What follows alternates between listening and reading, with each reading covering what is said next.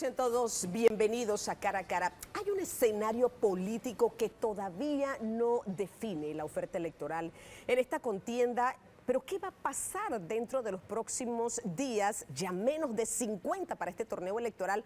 Vamos a abordar este tema y otros importantes con la candidata por la libre postulación, Ana Matilde Gómez. Ella es nuestra invitada de hoy aquí en Cara a Cara.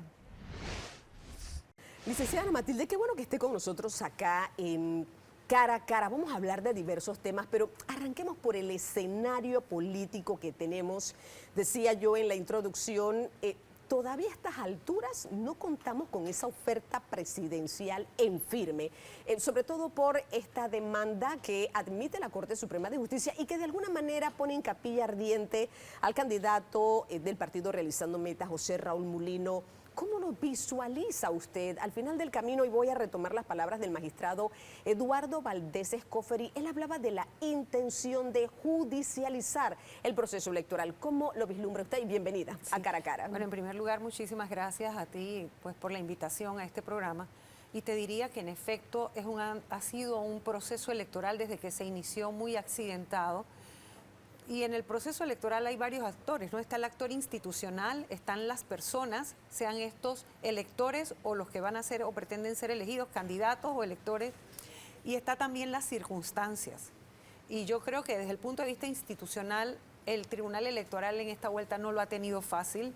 Históricamente el Tribunal había acumulado una cuota importante de credibilidad que le endosaba a la sociedad, que había legitimidad de esa pasiva que el ciudadano endosa porque cree y todavía mantiene más que el resto de las instituciones. Sin embargo, se ha erosionado.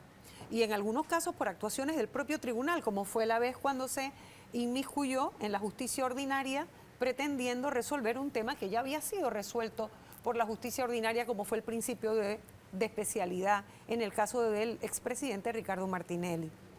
Entonces, es la propia Corte, el propio tribunal, cuando dice una cosa, después echa para atrás y decide otra, que no es que eso no pueda pasar en las instituciones, pero de alguna manera lesiona o merma esa imagen de experiencia, conocimiento, dominio del proceso, etcétera. Pero precisamente por eso, licenciada Matilde, por dominio del proceso, por ser las personas que son y la institución que es, no debería pasar eso. Claro. Y como usted bien lo plantea, entonces queda el electorado en 3-2, como lo decimos en buen panameño. Claro, aunque ahora en este caso reciente que tiene que ver con la decisión de si el candidato José Raúl Mulino puede o no ser candidato, eso es una decisión basada en una interpretación de una norma del Código Electoral. Así es. No de una norma constitucional. Lo hacen sobre la base, a ver si me logro explicar de una manera sencilla. El tribunal actuó allí sobre la base de un mandato constitucional que ellos tienen, que le permite al Tribunal Electoral hacer privativamente. Hay dos formas de tener el conocimiento en las cosas jurídicamente, o preventivamente, que es primero que los demás, o privativamente, eres tú y más nadie. El de ellos, el mandato en la Corte, es privativo para interpretar la norma electoral. Entonces, ¿a quién se le puede ocurrir, si no sea para entorpecer y enturbiar más el proceso, que el Tribunal Electoral ha violado la Constitución al hacer la interpretación? Si había un vacío. No hay una norma específica que diga lo que se hace cuando eso ocurre, porque siempre la realidad va por delante de la ficción jurídica, que es la norma. La norma trata de darle reglas a lo que se vive. Cuando se vive un evento que no está regulado, después se va a regular. Pero cuando ocurre y no lo hay, tiene que venir la interpretación o la analogía, etcétera. Muchas formas de aplicar el derecho. Lo que ha hecho el Tribunal Electoral es utilizar su mandato constitucional de interpretador privativo de la norma electoral y agarrar la norma electoral. ¿Por qué? Porque a Mulino no se le debe interpretar desde el punto de vista de candidato presidencial per se. Es decir, si él cumplió o no con los requisitos para ser candidato presidencial. Él era el designado candidato a la vicepresidencia. Por lo tanto, la lógica jurídica es que en ausencia del que está aquí arriba, él sube inmediatamente. Y sube porque el tribunal hace una interpretación en base a las normas electorales. Entonces, ¿tiene sentido, licenciada, lo que está planteando el magistrado Valdés Escoferi? ¿Hay una intención de judicializar el proceso electoral? Bueno, y de enturbiar el proceso, ¿no? Enturbiarlo, porque a diferencia de que que también hay por ahí una intención de crear en el ideario colectivo que hay persecución política cuando a un político se le judicializa una acción o se le lleva a los tribunales, que no es así. Lo que ocurre es que tristemente cuando se combinan los tiempos vienen estas confusiones. Es decir, hay procesos que empezaron hace mucho tiempo, antes de que un candidato, como el caso por ejemplo de la candidata presidencial Zulay Rodríguez, antes de que ella quedara en firme como candidata presidencial o como candidata a diputada, a todos los cargos que ella está corriendo. Ya había un proceso andando por una denuncia que había venido a poner los familiares de quien muere, ¿verdad? Titular de el bien que sea que le adjudican. Y los 3 delitos que se les están endilgando son delitos que están investigados y acreditados en un expediente. Pero la demora de la justicia ordinaria ha hecho que se combinen los tiempos electorales y por eso está el discurso mezclado de lo que es de aquí y de lo que es de acá, cuando los actores, te decía, hay 3 elementos, 3 componentes, está el institucional, los actores y las circunstancias. Las personas yo creo que sí están definidas ya quién es su diputado. Usted va a la calle, yo que recorro las calles, usted sabe, como candidata a diputada del circuito 83, y es un circuito heterogéneo, pero muy representativo, lo que es el país, porque tiene circuitos con fisonomías muy distintas y un poquito una muestra de todo lo que hay en el país. La gente tiene muy claro quién quieren de representante, a quién no quieren de representante, a quién quieren de diputado y a quién quieren sacar de diputado. Pero cuando usted les habla o les pregunta, o ellos preguntan, porque más bien son los ciudadanos los que le preguntan a uno sobre el tema presidencial. Hasta ahí llegaron. Muchos te dicen, yo sí sé por quién no quiero votar. Ya hay un avance allí porque hay una selección en el electorado de quién no quieren que sea presidente o presidenta. No quieren, ¿no? Ya eso lo tienen como claro.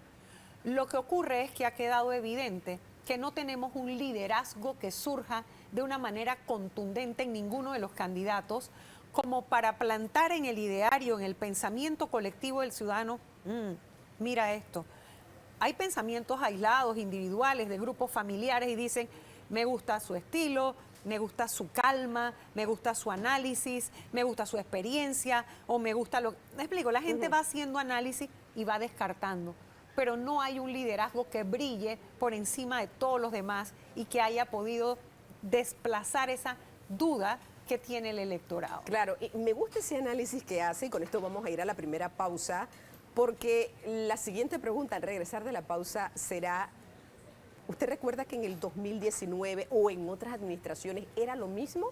Y vamos a entrar, licenciada Ana Matilde, en el tema de propuestas. ¿Cuántas reales, cuántas irreales? Se trata de populismo. A veces cuando las personas escuchan, por ejemplo, como las que escuchamos en el último debate presidencial, un salario mínimo de $1,000, otra propuesta, empleo para 500,000 personas. Yo no sé qué tanto en la realidad, porque, a ver, hay propuestas, pero nosotros en este momento tenemos una realidad de endeudamiento de muchas cosas que han estado pasando y que le aseguro que quien ocupe esa silla presidencial va a tener primero que tomarse un tiempo resolviendo los problemas que deja esta administración gubernamental para comenzar. ¿Cuánto tiempo va a pasar? ¿1 año? ¿2 años? ¿6 meses? Ahí es donde va a estar definitivamente que la habilidad, la gestión y el interés, porque la voluntad cuenta mucho. Vamos a ir a la pausa, vamos a hablar de esos temas y esto será muy en breve, aquí en Cara a Cara.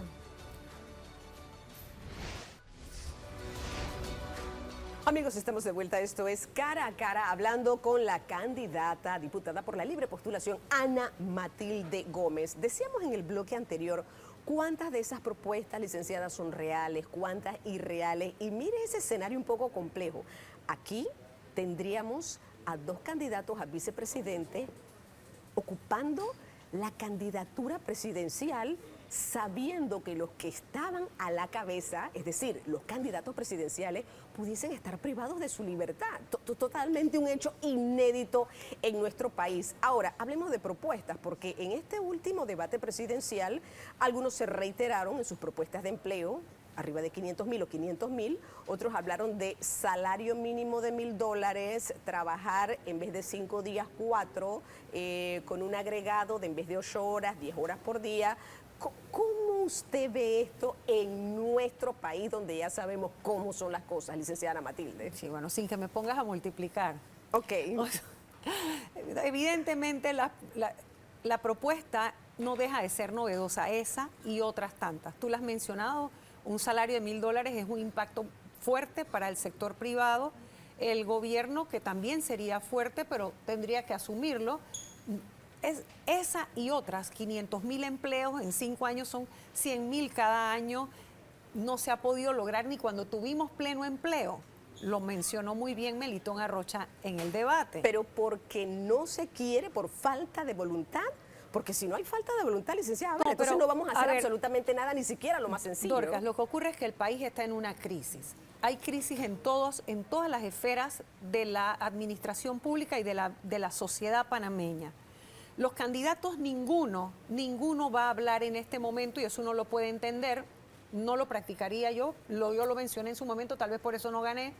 La reforma tributaria, la reforma fiscal en Panamá es inaplazable. Es decir, con el alto endeudamiento que tenemos, una deuda que casi alcanza los 50.000 millones, 46.000 y tantos millones de dólares, más el tema de la posible pérdida del grado de inversión, más el tema de la presión también de afuera, el tema de la crisis que hay ambiental, que me pone una presión sobre una fuente de ingresos segura o importante, como es el canal de Panamá con el tema del agua y el pasar de los barcos. Todo eso nos monta una presión muy grande y Panamá tiene en América Latina una de las cargas tributarias más bajas que hay. Así que va a ser difícil. Ahora ninguno nos va a hablar con esa verdad.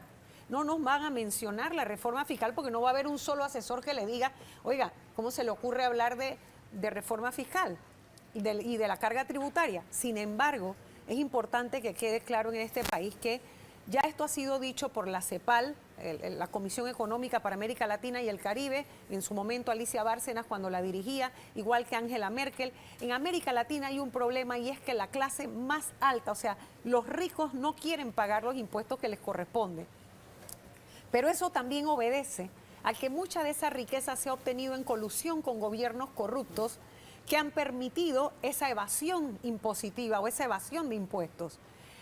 Hay que luchar en Panamá, y eso lo hay que hacerlo desde la Asamblea, para poder que esa reforma se haga equitativa, que sea una reforma justa, para que no haya exoneraciones exageradas ni innecesarias y que la carga impositiva no sea tan fuerte, porque aún ese panameño que cree que no paga impuestos porque no tiene un salario o porque no tiene una renta fija, etcétera, paga el 7% cuando va a comprar. Pero yo no he escuchado a ningún candidato presidencial es plantear que no lo eso como lo está haciendo. Porque los asesores van a decirle a quién se le ocurre hacer una campaña para ganar hablando de que va a subir impuestos. Pero bueno, tal vez no solo es la revisión para subir, es para cerrarle la fuga a la evasión fiscal. Esa suma es importante y eso va a haber que hacerlo inmediatamente llegando al gobierno. Por eso todas esas propuestas, sin decirnos exactamente, porque no es lo mismo decir, bueno, le voy a recortar a la Asamblea. Bueno, sí, recortarle a la Asamblea puede servir, por ejemplo, para nombrar a todos los médicos que están recién graduados en el país. Aquí hay una gran cantidad de jóvenes que hicieron un esfuerzo desde sus familias y están graduados, o educadores que están graduados, y nombrarlos inmediatamente porque el país necesita médicos y necesita buenos educadores. Por ejemplo, eso puede servir recortarle a la Asamblea. Pero recortarle a la Asamblea no te va a dar para todos los proyectos que nos están planteando en los debates como propuestas. Sí, porque el qué está bien establecido y se ven muy bonitos en papel. Y unas pero son muy interesantes y las propuestas son muy interesantes. Lo importante es que creo que tendríamos que entender nosotros como electores que hay una urgencia, o sea, hay temas que son urgentes y temas que son inaplazables, no se pueden dejar para otro gobierno. Pero hay unos que son inmediatos, inminentes y de posible crisis que puede brotar inmediatamente que tome el gobierno. Por ejemplo, el programa de invalidez, vejez y muerte. No se puede seguir jugando con los jubilados, con ese tema de estar, que si un proyectito de ley para tenerlos contentos y le dicen una cosa que después saben que no la pueden aplicar. Y porque por ahí hay un par de jubilados que o fueron economistas o trabajaron en el MEF o conocen del tema y saben que a veces los están engañando. Pero se vuelve como una respuesta populista, populachera, de que bueno, para que no cierren callo, para que no hagan esto, vamos a presentar este proyecto de ley y después saben que no hay viabilidad para el debate. Claro, licenciada, vamos a hacer una pausa porque este tema me interesa abordarlo ya en el último bloque. ¿cuáles son esos proyectos que sí o sí hay que tratar para darles una respuesta? Porque yo creo que al final del camino el electorado lo que está viendo con una lupa es qué puede realmente ser viable y aquellos que puedan resolver. Hombre, nosotros aquí tenemos necesidades básicas como basura, agua, calles, eso es algo básico, pero eso no se ha podido resolver. Ahora imagínense que estemos pensando en grandes proyectos que muchos los están mencionando, pero me gustaría su lista, tal vez de 2 o 3 más que son esos imperdonables para la próxima gestión, y le dejo esta pregunta en el tintero. ¿Usted cree en las encuestas, licenciada Matilde? Su respuesta al regresar de la siguiente pausa comercial. Acompáñenos.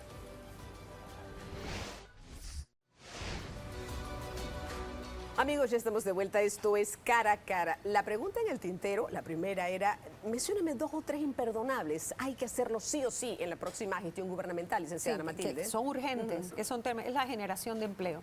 Hay un impacto muy grande en la economía del país por la alta informalidad y la gran cantidad de personas que están buscando empleo y no lo encuentran. Y sobre todo personas jóvenes y mujeres jóvenes con títulos debajo del brazo.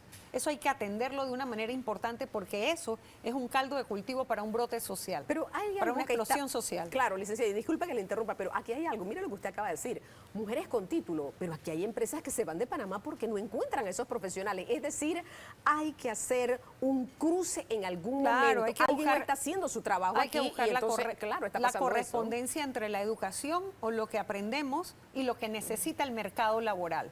Pero rápidamente hay que desarrollar mecanismos y propuestas que permitan la inserción de toda esta mano de obra, toda esta población que está en edad productiva para que entre al mercado laboral. Y no puede ser incrementando la planilla estatal, ¿verdad? Que tampoco puede ser votar a todas esas personas apenas tú llegas, porque lo que vas a hacer es un shock más grave inmediatamente. Hay que hacer una revisión de la planilla pública, sí, eso es definitivo.